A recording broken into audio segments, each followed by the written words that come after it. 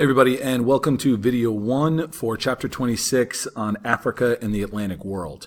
Now, we'll be talking a bit about some developments on the African continent itself, but the main theme, the bulk of this chapter, will focus on, as you can see from the pictures here, the African slave trade and the really monumental, tremendous impact that it had, on Africa, on the Americas, a little bit on Europe, but you saw permanent population shifts that we're still seeing the effects of to this day. You saw, huge economic impacts from it as well. So it really can't be understated the huge impact that the Atlantic slave trade had on world history. First, we'll talk a bit about African society, though.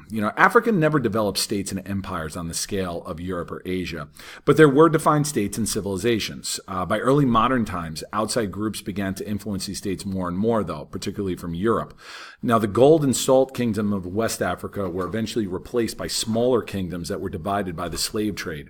Europeans, as I said, became increasingly involved in African coastal trade, and we see a rise in monotheism, notably Islam and Christianity, throughout the continent. First, let's take a look at states of West and East Africa. Now, powerful kingdoms dominated West Africa from the 8th to the 16th century, states such as Ghana and Mali. And this was mostly through controlling the gold trade. They became very wealthy, with kings like Mansa Musa spreading stories about Africa's riches. By the 15th century, the Mali Empire had collapsed and was replaced by the Songhai Emperor. Right, so through West Africa in this region, through the Niger River basin. Right, the Niger River runs kind of like a V shape through this region through here. Like its predecessors, the Songhai Empire controlled the trade routes and controlled trade centers such as Gao and Timbuktu. It had prominent rulers such as Sunni Ali.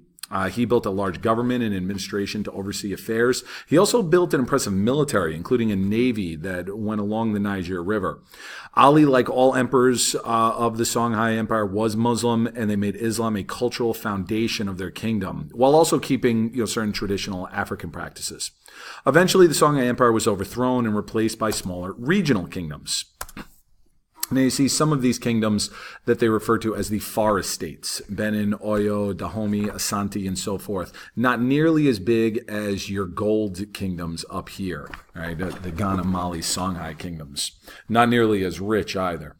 As the slave trade replaced the trans-Saharan gold trade as the most lucrative moneymaker in the region, it resulted in a more segmented region. No single empire could emerge. The slave trade, it led to a tremendous amount of fragmentation of the region. Now, on the other side of Africa, you saw a decline in the Swahili states. Remember, Swahili was that syncretic culture and language that developed along East Africa from the blending of Arabic. Now, the trading states of East Africa, you see Mombasa, Kilwa, and so forth, they fell on hard times. Now, this was mostly due to Portugal taking control of sites like Kilwa and Mombasa. Mozambique in particular became the center of Portuguese control. This was a Portuguese colony up until the 20th century. All right, kingdoms of Central and South Africa. Central and Southern Africa were given geographic protection, somewhat more so from both the slave trade and European incursion during this time period. Technology didn't really allow Europeans to conquer that far inland. Unfortunately, though, greed and trade brought the slave trade even to Central Africa. An example is the Kingdom of Congo. All right, so here's the Congo River Basin with the modern-day borders. Here's the Congo River. You've got the DRC, Democratic Republic of Congo, and some smaller ones, kind of tributary rivers that go through here. It's heavily, rainforest, very rich in minerals, also a very, very poor area to this day. So, this state dominated Central Africa in the 15th century. They controlled interior trade and even entered into trade relations with Portugal. As a way to establish better relations with the Portuguese merchants, the kings of Congo eventually converted to, first up here you see where the Congo kingdom was. It was more along the coast. But eventually they converted to Christianity. Now, this wasn't just about convenience. The kings liked how divine right reinforced their rule, that God gave them the right to rule. Plus, there were similarities between Catholic saints and the spirits of their native religions. Now, besides Christianity, the Portuguese also brought slave raiding to Congo. Like in West Africa, Portuguese merchants eventually started trading European goods for slaves in Congo. This led to an expanded presence of Portugal in Central Africa and eventually to the overthrow of Congo itself from its neighbors to the south, Angola. I'll talk more about them in a second. The Portuguese established this presence not so much in Congo, but in this region of Angola to the south. Now, this was originally known as the Kingdom of Ndongo, but the Portuguese started calling it Angola after the way the native pronounced the word for their king. Now, Ndongo was largely subject to Congo, so they were willing to ally themselves with the Portuguese in an attempt to take power away from Congo, who was their richer, more powerful neighbor to the north. Portugal continued to build the slave trade here with willing African participants. Local chieftains, they did business for guns and European manufactured products. And despite some strong resistance, such as from Queen Nzinga, she was a very powerful female ruler of Angola here doing business with Portuguese merchants, Portugal was able to consolidate power here and eventually make it into a colony. One other area to look at in southern Africa was Dutch South Africa. The story here was similar as in Angola. Dutch mariners built a trading post at what would eventually be Cape Town. Okay, you see Cape Town here, large city in South Africa, right on the tip, the Cape of Good Hope, as the Atlantic meets the Indian Ocean. So as I said, they kind of established Cape Town in 1652, and they quickly claimed land from the native Africans. They would establish a colony that would have become the longest lasting European settlement in Africa. Europeans would control South Africa until the late 20th century. So we'll talk more about that in later chapters. Okay, religion in early modern Africa. Now, native religions remained influential in sub-Saharan Africa, but Islam and Christianity continued to spread throughout the region. Let's look at Islam. Now, Islam had become a dominant religion in West and East Africa. This is a basic breakdown map of what the religions are like even to this day. North Africa, obviously they're out here. That became Muslim in medieval times as the Islamic empires conquered throughout here.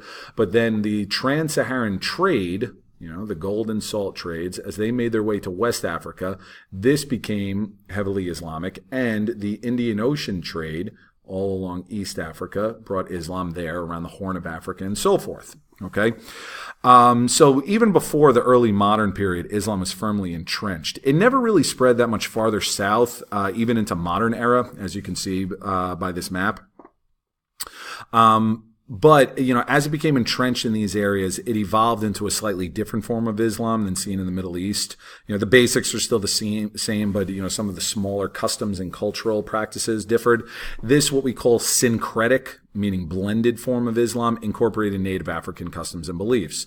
Some, like Ibn Battuta, which we read about in a previous chapter, found aspects of this syncretic Islam offensive. It still remained a dominant aspect of life in West and East Africa.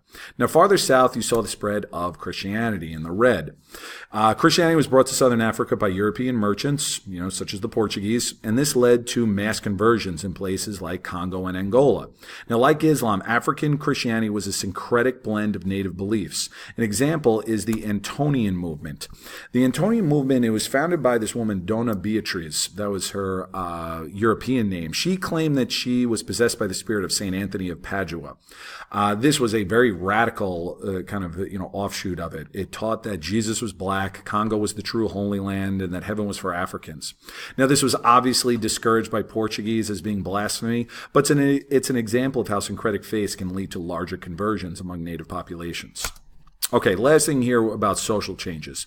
Whatever. Ignore that for right now. While I set up, didn't mean to hit it so quickly. There were some significant social changes, but overall, African society maintained a similar identity to what you saw in previous centuries. Kinship groups, right, based around family, remained the basis for most African societies, and clan leaders dominated in areas without strong kingdoms or states. There were some changes, and the most notable changes were due to interactions with Europeans, such as the introductions of American food crops. So now we're here on the correct point. This was due to the Columbia Exchange and saw crops such as maize and peanuts make their way across the Atlantic. One very in particular important one was manioc. Okay, manioc became a very important crop. Now, these new stable food crops resulted in population growths. The old saying, more food equals more people. Africa didn't see quite the population spike seen in Europe after the Columbian Exchange, but its population did double from 1500 to 1800. Now, this is all the more present given the depopulation from the slave trade, which will be the topic that we'll get into in the next video.